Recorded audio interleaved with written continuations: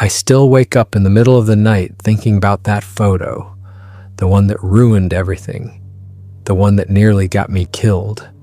I posted a single image online of a Sasquatch I captured on my property, and within a month, I was kneeling in the dirt begging for my life while 4 men lay unconscious around me and a bleeding Bigfoot stared me down with eyes that knew I had betrayed it. This story isn't about the Bigfoot attacking me, it's about what other people did because of that photo. It's about greed and obsession and how a clear image of something that shouldn't exist can turn normal men into monsters. It's about how I destroyed something precious because I couldn't keep my mouth shut. People always ask me if I believe in Bigfoot. After what happened, I don't just believe, I know. And that knowledge has cost me more than anyone could imagine: my peace of mind, my sense of safety, the ability to look at myself in the mirror without feeling crushing guilt. All for one stupid photo that I should have deleted the moment I saw it. Let me start from the beginning. It was early November when I took that first photo. I own several properties scattered across about 40 miles of wilderness in remote northern Idaho. It's rugged country up there, mountains that scrape the sky, valleys thick with pine and spruce, creeks running ice cold even in summer. Most people don't venture this far into the backcountry, too isolated, too wild. That's exactly why I bought the land. I use the properties for hunting mostly and just getting away from the world when I need to clear my head. The easternmost property is the most remote. It has an old logging road cutting through it, left over from timber operations decades ago. The road is barely passable now, reclaimed by the forest in most places, but it makes decent access for a 4-wheeler, and the deer use it as a travel corridor. I keep trail cameras set up along that logging road to monitor deer movement during hunting season. Nothing fancy, just basic motion-activated cameras that snap a photo when something walks past. I check them every week or two, swap out the SD cards, see what's been moving through the area. Usually it's deer, sometimes elk, occasionally a black bear or mountain lion. That morning I was checking the cameras like I always do. The air was crisp and cold, frost still clinging to the grass in the shadows where the sun hadn't reached yet. My breath made clouds in the air. It was the kind of perfect autumn morning that makes you grateful to be alive. I pulled the SD card from the camera near the clearing and popped it into my phone adapter right there on the spot. I usually wait until I get home to review the photos on my computer's bigger screen. But something made me check it immediately. Maybe intuition, maybe just impatience. I scrolled through the images on my phone, squinting at the small screen. The first few images were the usual stuff. A doe and her fawn at dusk. Their ears perked up as they tested the air for danger. A coyote trotting past at dawn, probably heading back to its den after a night of hunting. A raven perched on a branch, its black eyes staring directly at the camera like it knew it was being watched. Then I scrolled to the next photo and my heart stopped. There it was, a massive Sasquatch walking through the clearing at first light. The photo was perfect. Not blurry, not at a distance, not obscured by trees or shadows. The creature was maybe 30 feet from the camera, caught mid-stride as it crossed from the tree line on one side of the clearing to the other. The low morning sun lit it from the side, creating perfect contrast and detail. You could see everything, the muscles in its shoulders rippling under the dark fur as it moved. The texture of its hair, thick and shaggy, almost like a gorilla's, but longer. Even the expression on its face as it turned slightly toward the camera, probably having heard the shutter click. It looked curious, not aggressive, just an animal going about its business. I stood there in the middle of the forest, staring at my phone screen, my hands shaking so badly I almost dropped it. My mind was racing. This wasn't some grainy Patterson film recreation. This wasn't a blob squatch in the distance that could be a bear or a man in a costume. This was clear, crystal clear, undeniable. The kind of photo that people have been trying to capture for decades. Maybe the best Bigfoot photo ever taken. My first instinct was to call someone, to show everyone, to prove that I wasn't crazy, that these things actually existed. I had proof in my hands. But something stopped me from pulling out my phone to make that call. Maybe it was the look in the creature's eyes in that photo. It wasn't aggressive or threatening. It didn't look like a monster. It just looked like an animal going about its business, unaware it was being watched. There was something innocent about that, something that made me pause. I decided to keep quiet and see if I could get more evidence. If this Bigfoot was using this area regularly, maybe I could capture even better footage, maybe video. The possibilities were endless. I spent the rest of that day setting up additional cameras, positioning them to cover different angles of the clearing and the surrounding forest. Over the next 3 weeks, I became completely obsessed. I couldn't think about anything else. I'd lie awake at night wondering if the Bigfoot had returned. I'd find myself making excuses to drive out to the property even when it made no sense. A normal person would check cameras once a week. I was checking them every other day, sometimes more. I set up 4 more cameras in that area, positioned strategically to cover different angles of the clearing and the creek that ran nearby. I learned the Bigfoot's patterns. It usually appeared between midnight and 3 in the morning.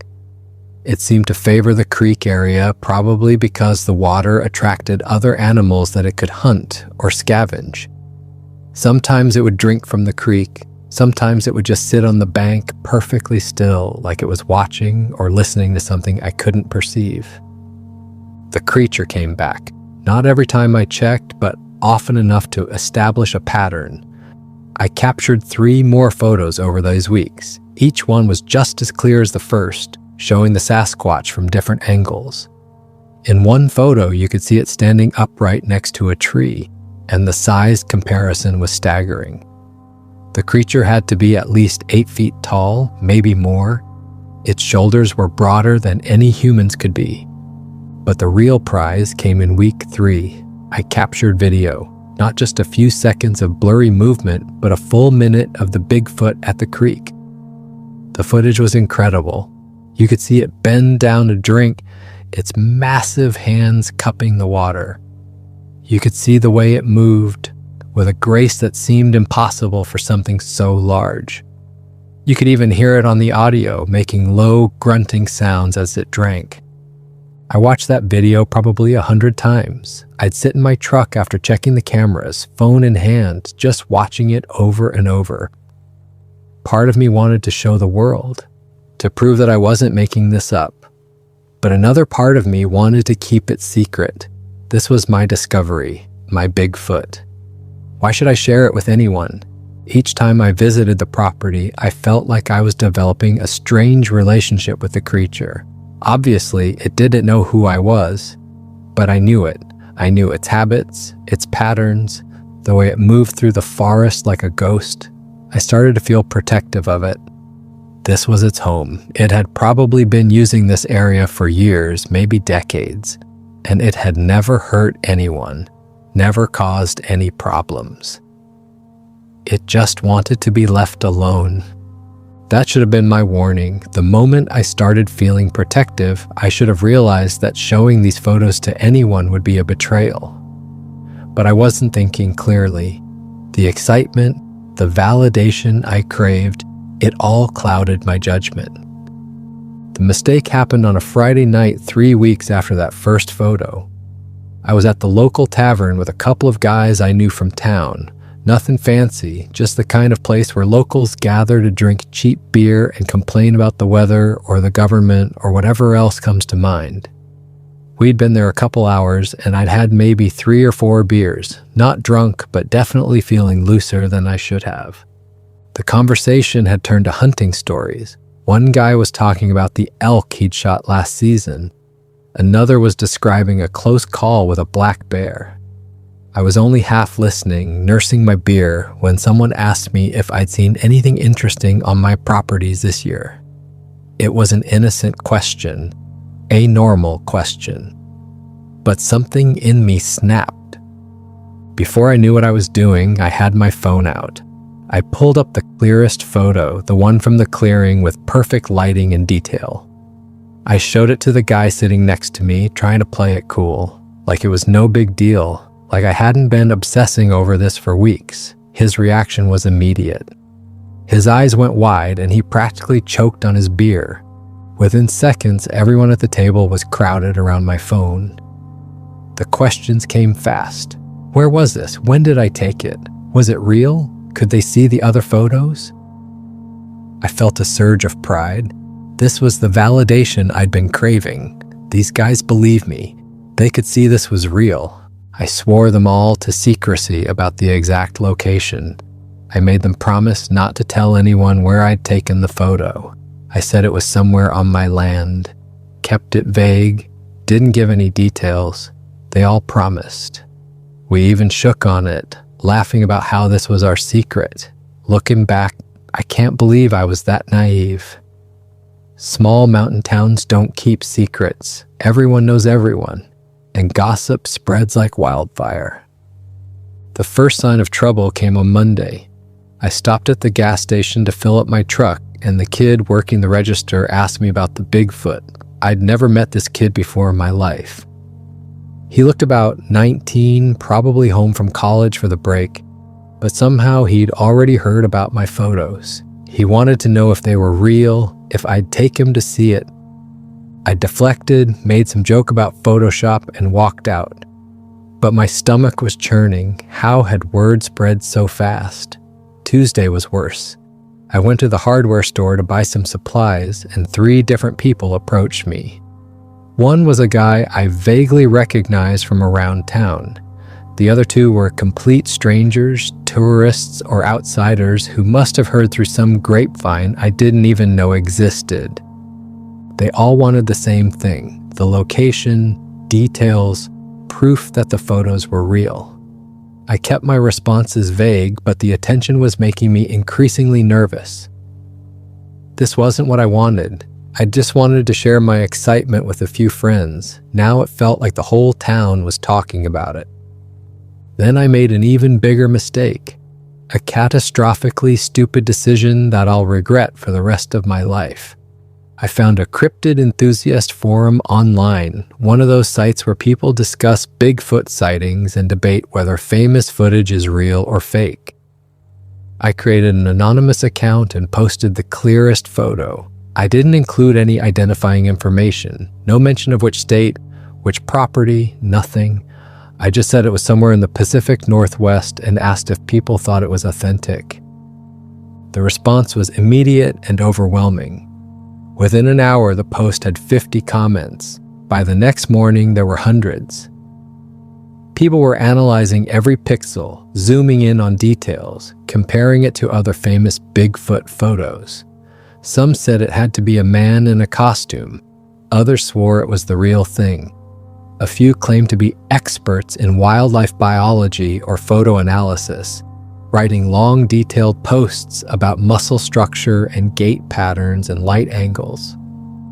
The consensus seemed to be that if it was a hoax, it was the best anyone had ever seen, but most people believed it was authentic. That should have made me happy. I'd wanted validation, and here it was. But all I felt was a growing sense of dread. The post had gone semi-viral within the Bigfoot community. People were sharing it on other sites, on social media, in private groups. My photo was everywhere, and I'd lost all control of it. My inbox filled up with messages. People from all over the country wanted to know the exact location. Some offered money, serious money. One guy offered me $10,000 just to tell him which forest the photo was taken in. Another claimed to be a documentary filmmaker and wanted to pay me to guide him to the spot. Some messages claimed to be from serious researchers. They had credentials, links to websites, references to published papers. They promised they only wanted to study the creature, to document it properly. They swore they wouldn't harm it. I wanted to believe them, but I'd seen enough nature documentaries to know what happens when humans find something rare. Study always turns into exploitation. I declined every request, keeping my responses polite but firm. I said I wanted to keep the location private for the animal's protection. Some people respected that, others got angry. I started receiving threatening messages, people saying they'd find the location with or without my help. One message said they were already in northern Idaho and would drive every logging road until they found it. But the attention escalated beyond just online messages. I started noticing trucks I didn't recognize driving slowly past my main house in town, always at odd hours, early morning or late at night. They'd cruise by, slow down, sometimes stop for a moment before driving on. I told myself I was being paranoid, that it was just coincidence, but the feeling of being watched never went away. One evening, I came home to find someone had been on my porch. Nothing was missing or broken, but I could tell. The welcome mat had been moved slightly. The chair I always kept at a specific angle was facing a different direction. Small things that most people wouldn't notice, but I noticed. Someone had been here. Someone had been looking around, maybe trying to peek in the windows. I called the local sheriff's office, tried to file a report. They took my information but didn't seem particularly concerned. No forced entry, nothing stolen, probably just a solicitor or someone who had the wrong address. But I knew better. This was connected to the photo. It had to be. I deleted the forum post, but it was far too late. Screenshots and copies were everywhere. The photo had escaped my control completely. I saw it show up on other websites, in Bigfoot groups on social media, even in a video on one of those paranormal channels. My private discovery had become public property, and there was nothing I could do to take it back. I stopped talking about it altogether. When people in town asked me about the Bigfoot, I'd laugh it off, change the subject, pretend it was no big deal. I refused to answer any more questions from strangers. I just wanted everything to go back to normal. I wanted my quiet life back. 3 weeks after posting that photo online, the fear had turned into full-blown anxiety. I couldn't sleep properly. Every noise outside my house made me jump. I kept the blinds closed, checked the locks multiple times before bed. I felt like a prisoner in my own home. And all because of one stupid photo. That's when I decided to go back to the eastern property one last time. I needed to check the cameras, maybe collect them and shut this whole thing down. I'd delete all the photos, destroy the SD cards, pretend none of it ever happened. It seemed like the only way to make this nightmare end. I should have known it was a bad idea. I should have just stayed away, let the cameras rot in the forest. But I wasn't thinking clearly. The drive to my eastern property takes about 2 hours from town. It's rough terrain, mostly dirt roads that turn to mud when it rains. The hunting cabin sits another mile past where the road ends, accessible only by four-wheeler or on foot. I arrived late in the afternoon, the sun already dropping toward the mountains. As I came around the last bend, I saw a truck parked near my cabin. My stomach dropped. 4 men were sitting on my porch like they owned the place. I recognized 2 of them vaguely from around town. Local guys who probably knew the guys I'd shown the photo to at the tavern. The other 2 were outsiders. You could tell by their expensive hunting gear, the kind of tactical vests and rifle cases that cost more than most people's monthly rent. These weren't casual hunters, they looked professional. I got out of my truck slowly, trying to stay calm. I walked up and asked them what they were doing on my property. The lead hunter, one of the outsiders, stood up. He was a big guy, over 6 feet, with the kind of build that suggested he spent serious time in the gym. He smiled, but there was nothing friendly about it. He said they just wanted to talk, wanted to see the Bigfoot. Said they'd been hearing all about my photos and thought maybe we could work something out. I told them politely that I couldn't help them and asked them to leave. That's when his smile disappeared. He said they weren't leaving without knowing where the creature was. I could see their truck bed was full of equipment, Rifles, bear traps, motion sensors. This wasn't about documentation or research. They wanted to hunt it. I tried to walk back to my truck, but one of the local guys stepped in my path. My hands were shaking now, part rage and part fear. There were 4 of them and 1 of me. I wasn't armed. They were. The lead hunter laid it out for me in a calm, almost reasonable voice. I could cooperate and take them to the general area, or things could get physical. He mentioned almost casually that he knew where my main house was, knew where my wife worked. He didn't say it as a direct threat, but the implication was crystal clear. My hands were shaking with rage. I wanted to fight them, to tell them to go to hell, but I was outnumbered 4 to 1. These weren't the kind of men who made empty threats. So I agreed. I told them I'd take them to the general area, but I made it clear the Bigfoot might not even show up. They made me lead the way. One of them always stayed behind me on the trail, close enough that I couldn't run. We hiked deeper into the woods toward the creek where I'd captured the video footage. It was about a 2-mile trek through dense forest, and every step made me feel sicker. I was leading them to the creature that had trusted this place. The Sasquatch had been coming to the spot for who knows how long, completely unaware that humans knew about it. And now I was bringing armed men who wanted to kill it. The guilt was overwhelming. We reached the creek area around dusk. According to my trail camera footage, this was prime feeding time. The Bigfoot usually showed up sometime between dark and midnight. The hunters wasted no time. They immediately started unpacking their gear and setting up. They positioned trail cameras at multiple angles, set up motion sensors that would trigger lights, hid bear traps in the brush near the water's edge.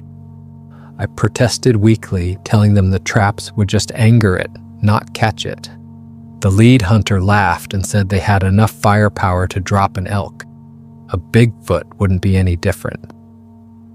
They positioned themselves in a loose perimeter around the creek, each finding cover behind trees and rocks.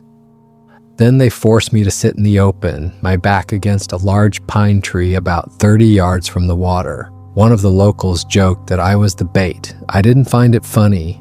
Hours passed. The temperature dropped as full darkness settled over the forest. None of us spoke. The only sounds were the creek flowing over rocks and the occasional crack of a branch in the distance. I sat there in the cold, praying the Bigfoot wouldn't come. Around 10 o'clock, I heard it, the heavy footsteps, the sound of branches breaking under significant weight. My blood went cold. I knew that sound from my previous visits to this spot. I'd heard it on my trail camera audio recordings dozens of times. The Bigfoot was actually coming. My mind raced frantically. I tried to think of a way to warn it, to make some noise that would scare it off without the hunters realizing what I was doing. Maybe I could cough loudly, pretend I was sick.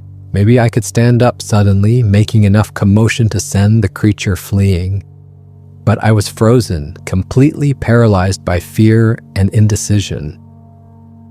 And before I could act, it stepped into the moonlit clearing by the creek. Even having seen it in photos and video dozens of times, the size of the creature in person was overwhelming.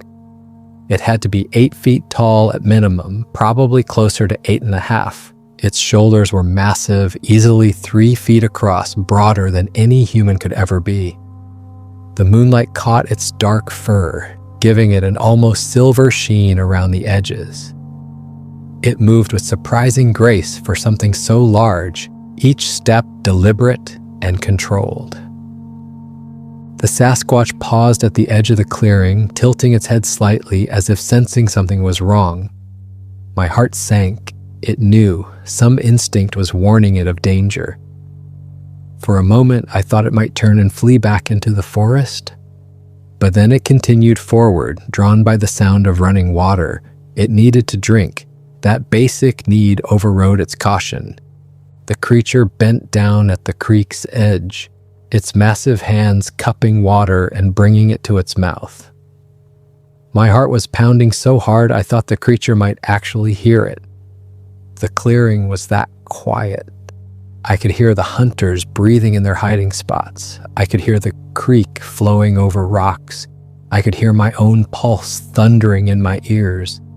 I wanted to scream for it to run, to stand up and wave my arms and send it fleeing, but my voice wouldn't work.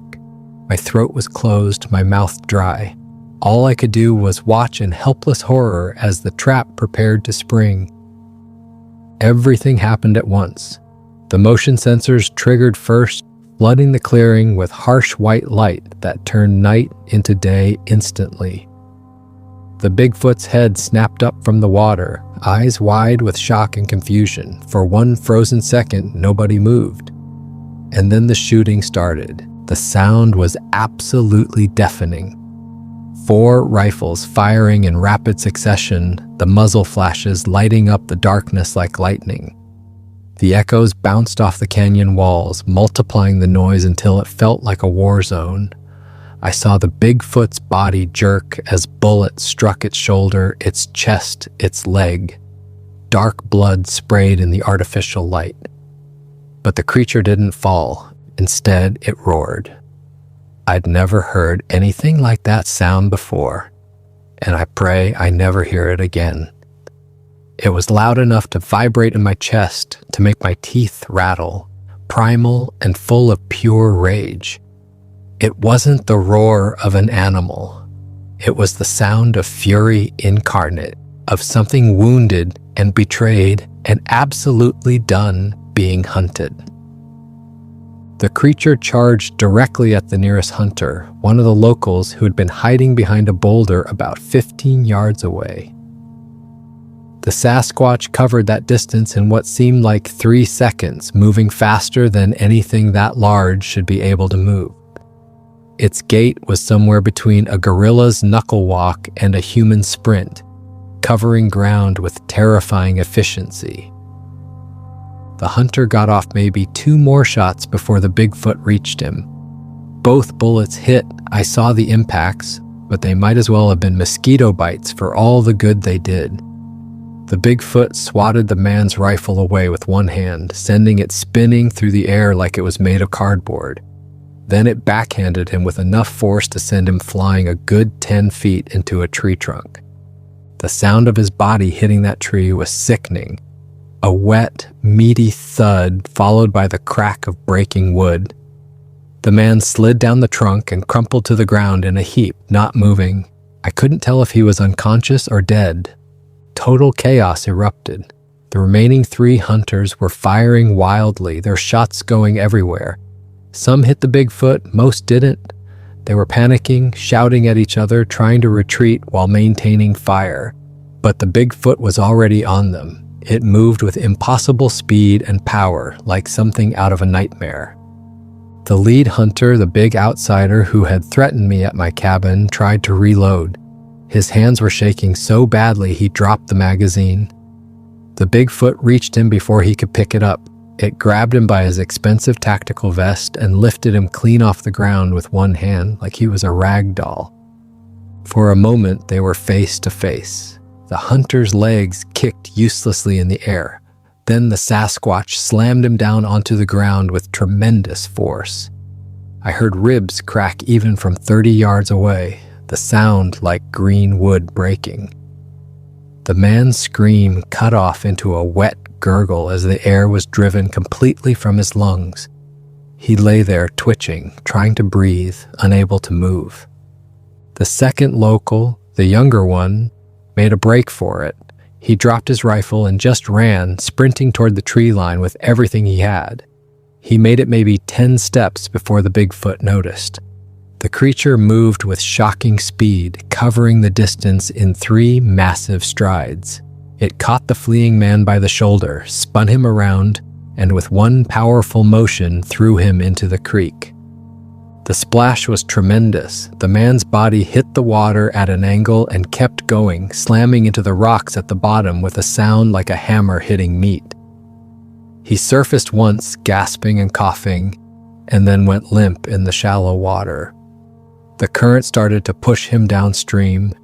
The last outsider, the other one who'd been paying for this whole operation, stood frozen in terror. He dropped his rifle, put his hands up, and started begging. I couldn't hear the exact words over the ringing in my ears from all the gunfire, but I could see his mouth moving, see the desperate pleading in his eyes. The Bigfoot didn't care. It grabbed the man by the ankle with one massive hand and dragged him across the ground like he weighed nothing at all. The man screamed and clawed at the dirt, leaving furrows in the earth. Then the Sasquatch swung him like a bat and tossed him into a boulder. The man's head made a hollow, terrible thud against the rock, and he went completely limp mid-air before crumpling to the ground. The whole fight had lasted maybe 90 seconds from start to finish. 4 armed, supposedly trained hunters neutralized like they were children on a playground.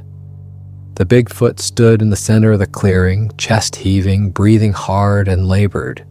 Blood was running down its shoulder, its chest, its leg. But it was still standing, still conscious, still capable of incredible violence. And then its eyes found me. I was still pressed against the tree, my hands raised, trembling uncontrollably. The creature took 3 heavy steps toward me. Each footfall shook the ground. I was certain I was about to die. I closed my eyes and whispered apologies. I'm sorry, over and over. I waited for the impact that would end everything, but it didn't come. I opened my eyes. The Bigfoot was standing right in front of me, close enough that I could smell it. A musky, earthy smell mixed with fresh blood. It was staring down at me with dark eyes that held something I hadn't expected. Recognition. It remembered me. From my previous visits to this area, setting up cameras, checking equipment, the creature had probably watched me dozens of times from the trees. And it had left me alone, trusted that I was harmless. Now it knew better. The Sasquatch made a huffing sound, almost like disgust or disappointment. I understood what it was thinking. I had led these hunters here. I had betrayed the unspoken agreement between us. I dropped to my knees, hands still raised. Tears were streaming down my face now. I tried to explain, even though I knew it couldn't understand the words. I pointed to the unconscious hunters and shook my head violently. I tried to show through gestures and sobs that they had forced me, that I didn't want this. The creature watched me for what felt like an eternity. Its breathing was labored, clearly in pain from the bullet wounds. Then it did something unexpected. It grunted and turned slightly, showing me its wounded shoulder. Dark blood was matting the fur, running down its arm in thick streams. I could see where the bullet had entered but hadn't exited. The wound looked bad, and suddenly I understood what it was asking. With shaking hands that I could barely control, I approached the hunter's scattered gear. Rifles and packs were strewn across the clearing. I found a first aid kit in the lead hunter's backpack, the expensive tactical kind that probably cost more than my monthly groceries. My hands were trembling so badly I could barely get the zipper open. I gathered what I needed: gauze, antiseptic, tweezers, medical tape, and returned to the Bigfoot. The creature had sat down heavily on a fallen log near the creek. Its breathing was getting worse with each passing second, more ragged and labored. Blood was pooling beneath it, dark and thick in the moonlight. Despite its incredible strength, despite the fact that it had just destroyed 4 armed men, it was clearly suffering. I knelt beside it, hardly believing what I was about to do. I used my flashlight to examine the shoulder wound first, since it seemed to be bleeding the worst. The bullet had gone deep into the muscle, creating a ragged hole about the size of a quarter. I could see torn tissue and muscle fiber. I had some experience with field dressing deer from hunting, cleaning wounds, and removing shot, but this was completely different. This wasn't an animal. This was something intelligent, something that had chosen to trust me instead of killing me. The creature watched me intently as I worked, but it didn't move. I poured antiseptic over the wound, and it flinched hard. A low growl rumbled deep in its chest, vibrating through the air between us. I froze, terrified I'd pushed too far. But after a moment, the growl faded and the Bigfoot relaxed slightly. It was allowing me to continue. I used the tweezers to probe for the bullet. The Sasquatch's muscles were incredibly dense, harder than any tissue I'd ever worked with.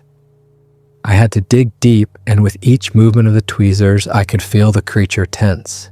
Its free hand gripped the log it was sitting on, fingers digging into the wood so hard that splinters flew off. Finally, after what felt like an hour but was probably only 2 minutes, my tweezers clinked against metal. I grabbed the bullet and pulled. It came free with a wet sucking sound, bringing a fresh surge of dark blood with it. The bullet dropped to the ground beside us with a small metallic clink. I packed the wound immediately with gauze, applying pressure to slow the bleeding. There were other wounds too, a graze across its chest that wasn't deep but was bleeding steadily, a bullet lodged in its thigh that I managed to extract with the same careful probing. Each time the Bigfoot sat perfectly still, enduring the pain without complaint. The trust it was showing me was humbling and terrifying in equal measure. When I'd done everything I could, I wrapped the major wounds with the remaining gauze and medical tape. It wasn't a perfect job by any means. A real doctor would probably be horrified, but it would slow the bleeding and hopefully prevent infection. The whole time I worked, the Bigfoot's eyes never left me. There was something in that gaze I couldn't quite read. Pain, certainly, but also something else. Maybe understanding, maybe a grudging respect, maybe even forgiveness for what I'd done. When I finished, I stepped back slowly. The Sasquatch stood, testing its shoulder with a rolling motion. It seemed satisfied that the limb still worked. Then it looked down at me one last time. For a moment, we just stared at each other, the creature and the man who had betrayed it, but then tried to make it right. Then it simply turned and walked toward the tree line. Its gait was slightly uneven from the wounds, but it moved with purpose. At the edge of the clearing, the Bigfoot paused. It looked back once, and I felt the weight of that gaze. Then it stepped into the forest and disappeared like a shadow melting into darkness. Just like that, it was gone. I stood there in shock, barely able to process what had just happened. Those bullets should have killed it, would have dropped a grizzly bear easily. But the creature had barely seemed slowed down. Whatever Sasquatches were, they were tougher than anything I'd ever seen. One of the hunters groaned somewhere in the darkness, and the sound snapped me out of my shock. I had work to do. Real work. The next 2 hours were some of the longest and most physically brutal of my entire life.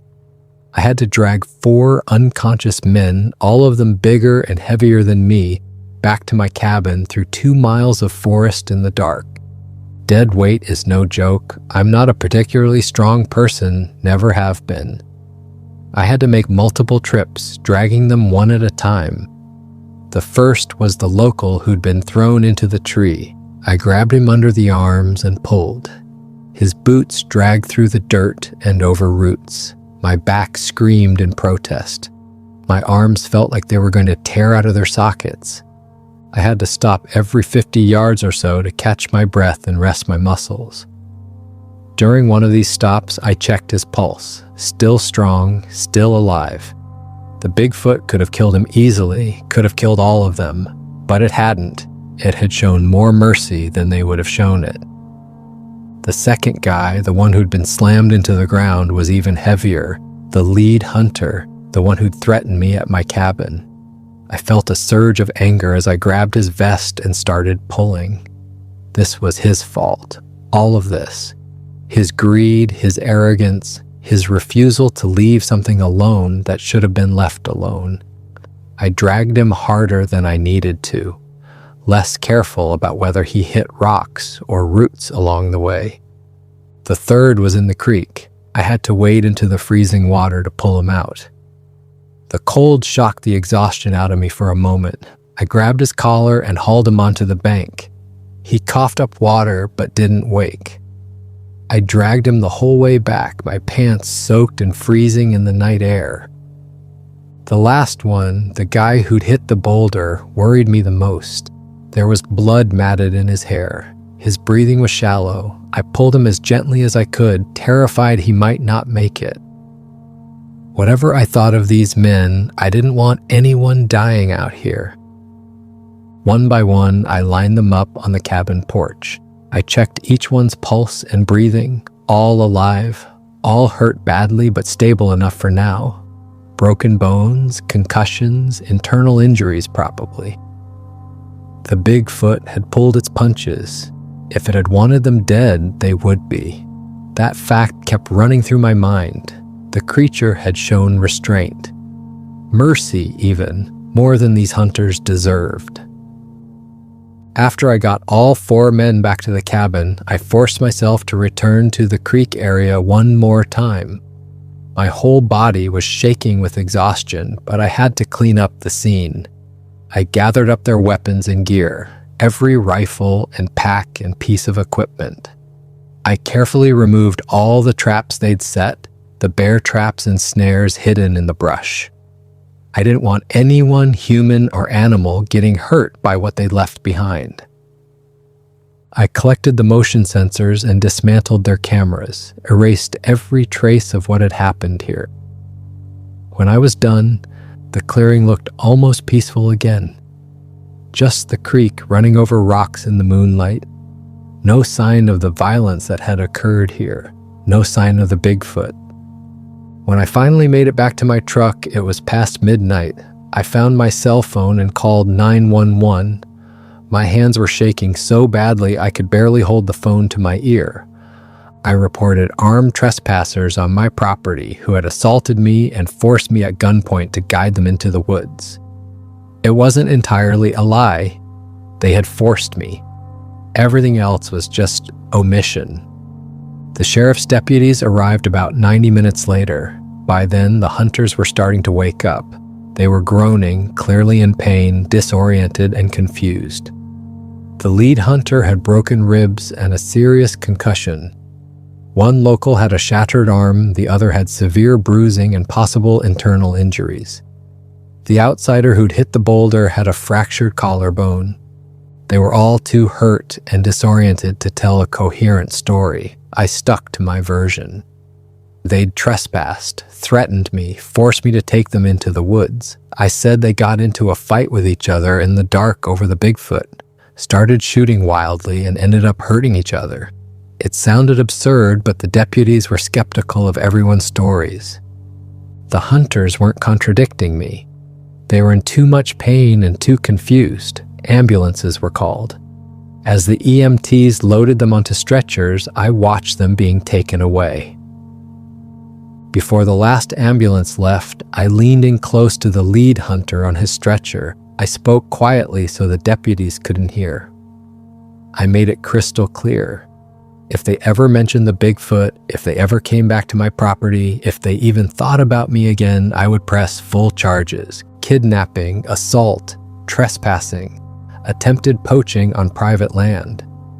I told him I had connections, that I would make sure they went to prison for years, make their lives absolute hell. The lead hunter, his face pale with pain, nodded weakly. He understood. I gave the same message to each of the other hunters as they were loaded up. They all got it. Whatever had happened in those woods was going to stay in those woods. I never went back to that property again. Couldn't. Every time I even thought about it, I'd see those eyes staring at me. The disappointment, the hurt. 6 months later, I sold it to an out-of-state buyer. I didn't mention why, I just needed it gone. I deleted all the Bigfoot photos from my phone and computer, every single one. When people in town asked me about it, I told them it had all been a hoax, photoshopped for attention. I laughed it off, made myself look foolish. Most people believe me. The story died down. The 4 hunters never spoke publicly about what happened. They told everyone they'd had a hunting accident, got lost in the dark, and hurt themselves. No one questioned it too hard. People have accidents in the woods all the time. I saw the lead hunter one more time years later. I was filling up my truck at a gas station and he pulled in across from me. Our eyes met across the parking lot. His face went completely white. He got back in his truck and left without getting gas. I knew then that the message had stuck. They would never talk. They would never come back. Looking back now, I understand that I made every wrong choice possible. I should never have shown those photos to my friends, should never have posted anything online, should never have gone back to that property once the attention started building. But most of all, I should have just kept the encounter to myself. The guilt is what stays with me, the crushing, constant guilt. That Bigfoot had left me alone all those times before. It could have hurt me any time it wanted during my previous visits. It had chosen to let me be, to share that space peacefully. And I repaid that trust by leading hunters to its home. I still have nightmares. I dream about those eyes staring at me in the moonlight, the disappointment in that gaze, the knowledge that I had betrayed something that had shown me nothing but tolerance. Sometimes I wake up in a cold sweat, the memory so vivid I can smell the blood and gunpowder. The truth I've come to understand is this: the real danger was never the Sasquatch, it was the men willing to do anything for a trophy, for proof, for the glory of being the one who brought down a legend. The creature was just trying to survive in the wilderness that was its home. We were the monsters. Some mysteries are better left alone. Some secrets should stay buried in the forest where they belong. That photo I took, that perfect, clear, undeniable image, it cost me everything. It cost me my peace, my safety, my clear conscience.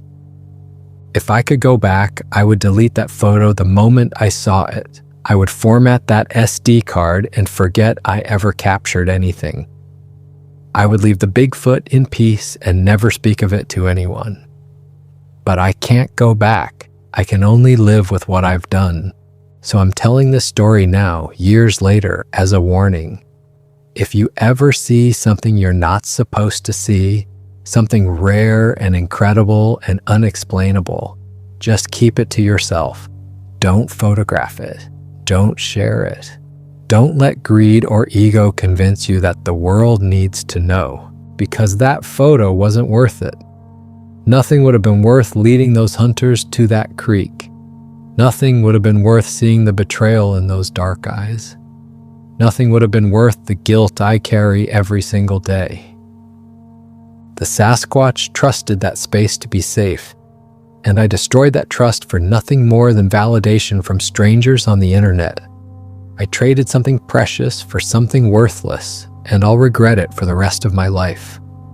Sometimes I wonder if the Bigfoot survived, if the wounds healed properly, or if infection set in, if it's still out there in those mountains, or if it moved on to safer territory, far away from humans and their cameras and their guns. I hope it survived. I hope it found peace somewhere deep in the wilderness where no one will ever bother it again. I think about that moment when it could have killed me, when it had every right to end my life after what I'd done. But it didn't. It showed mercy. It showed restraint. It showed more humanity than the actual humans who came to hunt it. That choice it made to spare me despite everything haunts me more than anything else. The world doesn't need more proof that Sasquatch exists. The world needs to leave them alone. These creatures, whatever they are, have managed to avoid human contact for millennia. They've survived by staying hidden, by staying away from us. And the moment we find them, the moment we get that perfect photo or that clear video, we destroy everything. We bring hunters and thrill seekers and people who see nothing but dollar signs. That photo I posted lasted maybe 48 hours online before I deleted it. But in that short time, it reached thousands of people. It inspired who knows how many to go looking, to start planning their own expeditions, to dream about being the one who finally proves Bigfoot is real. And every single one of those people is a potential threat to creatures that just want to be left in peace. I understand now why the old-timers in remote areas never talk about what they see in the woods. Why hunters and loggers and rangers who spend their whole lives in the wilderness keep certain things to themselves. It's not that they don't have stories. It's that they understand some things are more important than being believed. Some things are worth protecting, even if it means carrying the secret alone. My wife asked me once, years after all this happened, if I ever missed those properties. If I regretted selling them. I told her no. The truth is more complicated than that. I miss the solitude. I miss the peace of being alone in the mountains. But I can't go back. Not to that place. Not after what happened there. The forest is tainted now with memories of violence and blood and my own cowardice. This is my confession and my warning. If you're reading this and thinking about going out into the wilderness to look for Bigfoot, don't. Stay home, leave them alone. Whatever proof you think you need, whatever validation you're seeking, it's not worth the cost. Not to them and not to you. Trust me on this. I lived it. And I'll carry the weight of what I did until the day I die. For more interesting stories, check this out.